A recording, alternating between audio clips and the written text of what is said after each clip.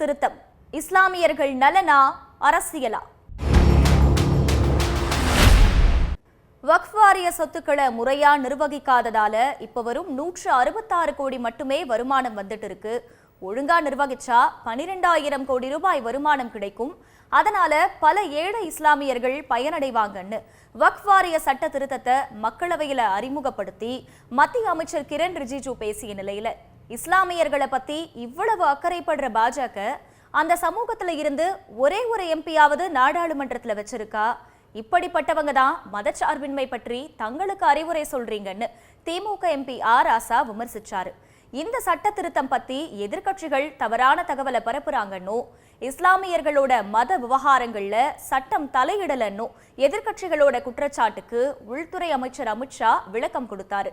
உண்மையிலேயே வக்ஃப் வாரிய சட்ட திருத்தம் இஸ்லாமியர்களுக்கு எதிராக உள்ளதா, இல்லை அரசு கூறுவதை போல் நன்மைகள் உள்ளதா? இதையெல்லாம் தான் ஸ்பாட்லைட்ல பார்க்க போறோம். வக்ஃப் வாரிய சட்ட திருத்தம் இஸ்லாமியர்களுக்கும் அரசமைப்பு சட்டத்துக்கும் எதிராக இருக்குன்னு எதிர்கட்சிகள் குற்றம் சாட்டுறாங்க.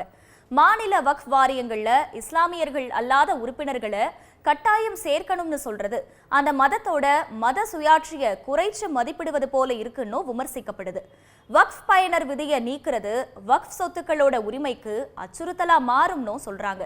குறைந்தது 5 ஆண்டுகள் இஸ்லாம் மதத்தை கடைபிடித்தவங்க மட்டுமே வக்ஃப் வாரியத்துக்கு சொத்துக்களை நன்கொடையா வழங்க முடியும் அப்படிங்கிற நிபந்தனை இஸ்லாமியர் அல்லாதவங்க நன்கொடை வழங்குவதை தடுக்கும்.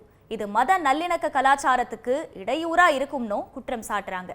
அது தவிர வக்ஃப் வாரியத்தோட சொத்தை அரசுக்கு சொந்தமானதுன்னு தெரிய வந்ததுன்னா அதை வக்ஃப் சொத்தா ஏற்கப்படாதுன்னு சட்ட திருத்தத்துல குறிப்பிடப்பட்டிருக்கணும். அதை அரசு சொத்துன்னு எப்படி கண்டறியப்படும்னு கேள்வி எழுப்பப்படுது. அதே மாதிரி வக்ஃப் வாரியத்துக்கும் அரசுக்கும் பிரச்சனை ஏற்பட்டா நில அளவை அதிகாரியா அந்த மாவட்ட ஆட்சியர் செயல்படுவாருன்னு, அரசு தரப்புல இருக்கிற ஆட்சியர் இந்த விஷயத்துல எப்படி சரியா நீதியை வழங்குவாருன்னு கேள்வி எழுப்புறாங்க. இந்தியாவில் மொத்தம் 8,72,324 அசையா சொத்துக்கள் வக்ஃப் வாரியத்துக்கு சொந்தமானதா இருக்கு. அதிகபட்சமா உத்தரப்பிரதேச மாநிலத்துல 2,32,547 சொத்துக்களும், மேற்கு வங்கத்துல 80,480 சொத்துக்களும், பஞ்சாப்ல 75,965 சொத்துக்களும் இருக்கு.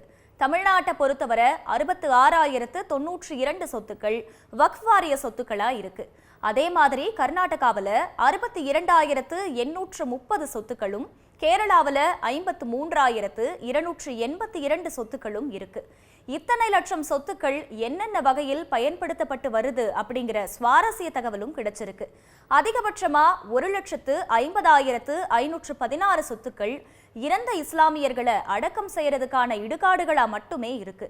1,40,784 சொத்துக்கள் விவசாய நிலமாகவும், 1,19,200 சொத்துக்கள் மசூதிகளாகவும், 1,13,187 சொத்துக்கள் வணிக கடைகளாகவும் இருந்து வருது. இவற்றை தவிர ஆயிரக்கணக்கான சொத்துக்கள் வீடுகள், வீட்டு மனைகள், தர்கா, மதரசா உள்ளிட்டவைகளா இருக்குன்னு சொல்லப்படுது. நாடாளுமன்ற கூட்டுக்குழுவில் இந்த சட்ட திருத்த மசோதா வரிக்கு வரி விவாதிக்கப்படலன்னு குற்றம் சாட்டியதோட இந்த திருத்தம் நாட்டோட அமைதியை சீர்குலைக்கும்னு காங்கிரஸ் எச்சரிச்சிருக்காங்க. அரசியல் காரணங்களுக்காக தவறான தகவலை காங்கிரஸ் உள்ளிட்ட எதிர்கட்சிகள் பரப்புறாங்கன்னு, வக்ஃப் வாரியத்துக்குள்ள சொத்துக்களை நிர்வகிக்கும் இடத்துல இஸ்லாமியர் அல்லாதவங்க வரமாட்டாங்கன்னு, ஆனா சொத்துக்களை மேற்பார்வையிட மட்டுமே இஸ்லாமியர் அல்லாதவங்க ஒரு பகுதியா இருப்பாங்கன்னு உள்துறை அமைச்சர் அமித்ஷா தெரிவிச்சிருக்காரு. இந்த விஷயத்தை கடுமையா எதிர்க்கிற தமிழ்நாடு சட்டமன்றத்துல தீர்மானம் இயற்றி சட்ட திருத்தம் மீதான தங்களோட எதிர்ப்பை பதிவு செஞ்சிருக்காங்க. இந்த தீர்மானத்துக்கு அதிமுக, பாமக உள்ளிட்ட எதிர்கட்சிகளையும் சேர்த்து 230 உறுப்பினர்களோட ஆதரவோட தீர்மானம் நிறைவேற்றப்பட்டிருக்கு. பாஜக மட்டும் இந்த தீர்மானத்தை எதிர்த்து வெளிநடப்பு செஞ்சாங்க. இஸ்லாமியர்களுக்கு எதிரான ஒடுக்குமுறைகள் பாஜக ஆளும் மாநிலங்கள்ல அதிக அளவுல நடைபெறுதுன்னு குற்றம் சாட்டுற வேளையில சட்ட திருத்தமும் விமர்சனத்துக்கு உள்ளாகி இருக்கு. இஸ்லாமியர்களோட உரிமைகளை பறிக்கிறதா சொல்லப்படுற விஷயங்கள் களையப்படணுங்கிறது மட்டும் இல்லாம பழைய சட்டமே தொடரணுங்கிறது தான் இஸ்லாமியர்களோட விருப்பமா இருக்கு.